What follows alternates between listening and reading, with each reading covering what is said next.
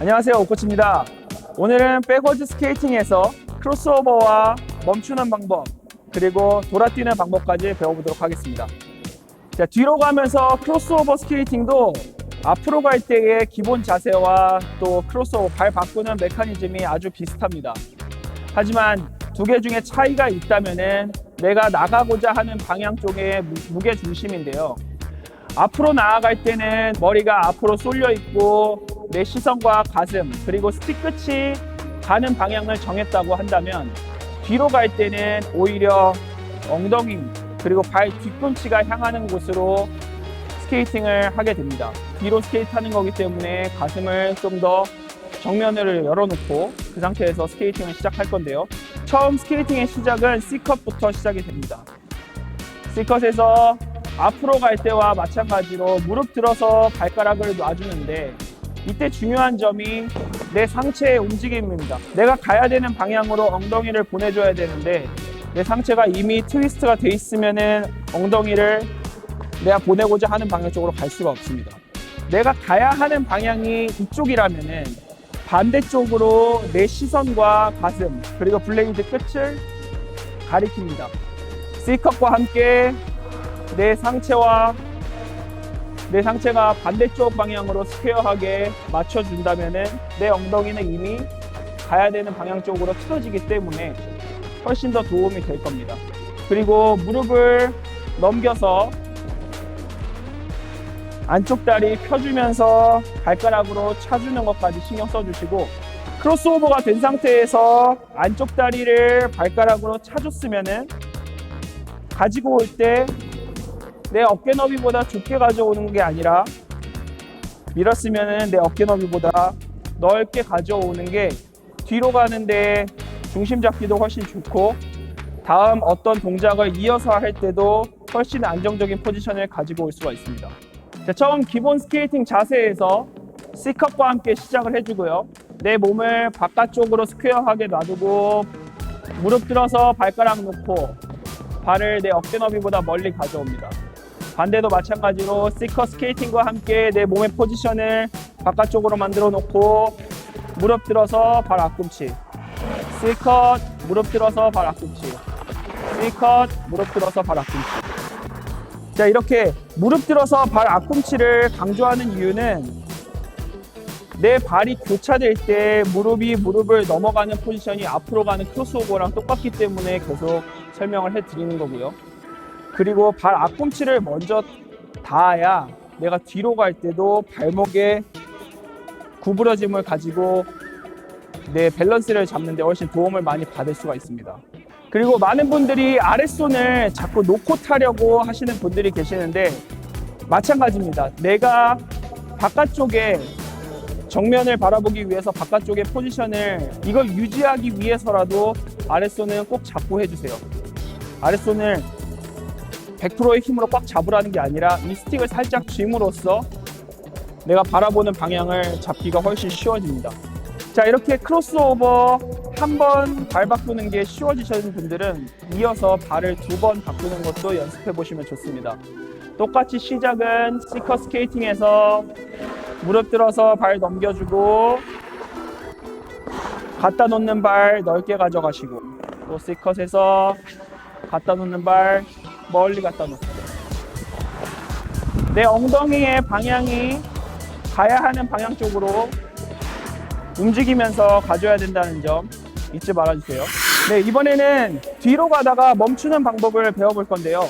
뒤로 스피드가 있는 상태에서 멈출 때는 내 발을 V자로 열어주면서 내 날 가운데를 이용해서 얼음판을 눌러주게 되거든요. 자, 이때 중요한 건 내 백워드 스케이팅 자세에서 내 체중을 스틱에 실지 말아야 되는 건데요. 가슴이 열린 상태에서는 뒤로 멈추더라도 내 스틱이 체중에 실려져 있지 않겠지만, 보통 많은 초보자분들이 실수하고 있는 게 뒤로 탈 때는 내 체중을 스틱에 많이 쏠려놓고 앞으로 쏠려 있는 상태가 많기 때문에 뒤로 타다가도 멈추려고 하면 내 스틱에 의지해서 앞으로 넘어지지 않게 하기 위해서 힘을 주는 경우가 있습니다. 자, 뒤로 가면서 가슴을 연 상태에서 멈춰줘야 내 다리도 할 역할을 다 해주고 상체도 나중에 퍽을 다룰 때나 또는 수비를 할 때나 내 체중을 실지 않은 상태에서 편하게 사용을 할 수가 있게 됩니다. 자, 뒤로 가다가 멈출 때에 내 무게의 중심은 내 발가락 앞쪽에 있어줘야 됩니다. 왜냐하면 우리가 멈춘다는 거는 뒤에 뭔가 장애물이 있거나 아니면 어딘가 비어있는 곳으로 달려나가기 위해서 멈추는 거잖아요. 만약에 오른쪽으로 튀어나갈 거라면은 스톱을 하면서도 살짝 오른쪽으로 내 체중이 쏟아져 있어야 합니다. 어차피 아이스하키는 멈춰져 있는 상태에서 경기하는 게 아니라 계속 움직이면서 하는 경기이기 때문에 이 연습을 통해 가지고 진짜 실제로 경기를 들어가서도 훨씬 유연하게 플레이를 해 나갈 수 있을 겁니다. 이 두 발 멈추는 게 어느 정도 숙지가 되셨다면은 한 발 멈추는 방법도 잠깐 알려드릴게요. 뒤로 가던 스케이팅을 스톱을 할 때 한쪽 발만 이용해서 미는 방법, 또 반대쪽 발도 마찬가지로 한쪽 발만 밀어서 멈추는 방법. 이럴 때는 달려나갈 때 크로스오버처럼 달려나갈 수 있는 방법을 쓸 수 있기 때문에 어쩌면 훨씬 추진력을, 내가 달려나가고자 하는 방향 쪽으로 추진력을 얻기가 훨씬 쉬울 겁니다.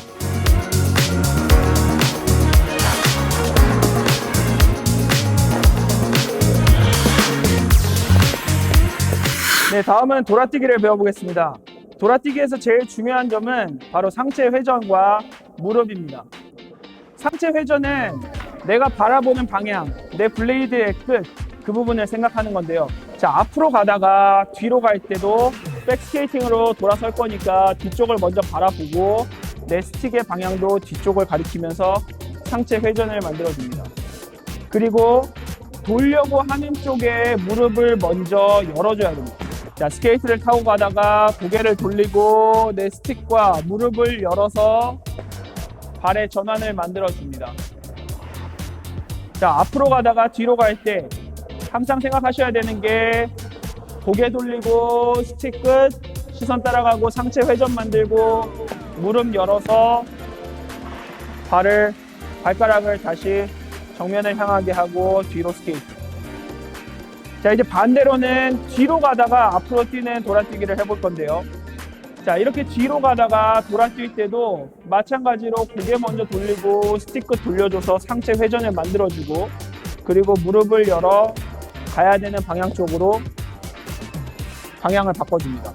많은 분들이 돌아뛰는 거를 생각하시면 제일 많이 하시는 실수가 상체가 가만히 있는 상태에서 발만 넘기려고 절대 다리만 넘어가지 않습니다. 다리가 넘어가기 위해서는 상체가 먼저 가고 내 시선과 상체가 먼저 돌아가고 그리고 가는 쪽에 무릎을 열어주지 않으면 정말 돌아가기가 어려워집니다. 자, 앞으로 스케이트 하면서 뒤로 전환할 때 먼저 뒤를 시선과 스틱 끝이 먼저 돌아가지고 그리고 다시 앞으로 전환할 때도 시선과 스틱 끝이 먼저 돌아가 줘야 됩니다.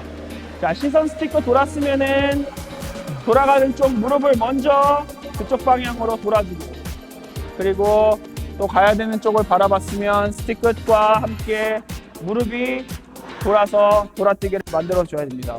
네, 앞으로 갈 때나 뒤로 갈 때나 또 이렇게 방향 전환을 할 때나 언제든 내 머리의 높낮이를 잊지 말아 주셨으면 좋겠습니다.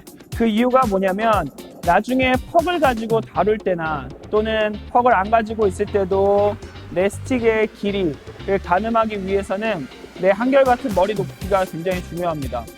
내 자세가 일어났다가 앉았다를 반복하게 되면은 지금 블레이드를 주목해 보시면 내가 앉을 때는 블레이드가 살짝 앞으로 움직이고 일어나게 되면은 블레이드가 이렇게 몸쪽으로 당겨지게 되거든요.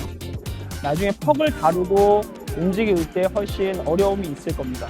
그러니까 처음 퍽 없이 스케이팅을 연습하실 때부터 내 머리의 높낮이를 항상 일정하게 유지를 한 상태에서 연습하는 게 좋다는 점 꼭 잊지 말아주셨으면 좋겠습니다. 자, 지금까지 앞으로 가는 스케이팅과 뒤로 가는 스케이팅, 초보 입문자들을 위한 기본적인 스케이팅 몇 가지를 알아봤는데요. 다음 시간부터는 이제 퍽을 가지고 퍽 다루는 기술과 또 퍽을 가지고 패스, 리시브, 슈팅까지 다 배워볼 예정이니까 기대 많이 해주시고요. 좋아요와 또 구독, 그리고 알림 설정까지 꼭 해주시기 바랍니다. 그리고 댓글도 많이 달아주세요. 감사합니다.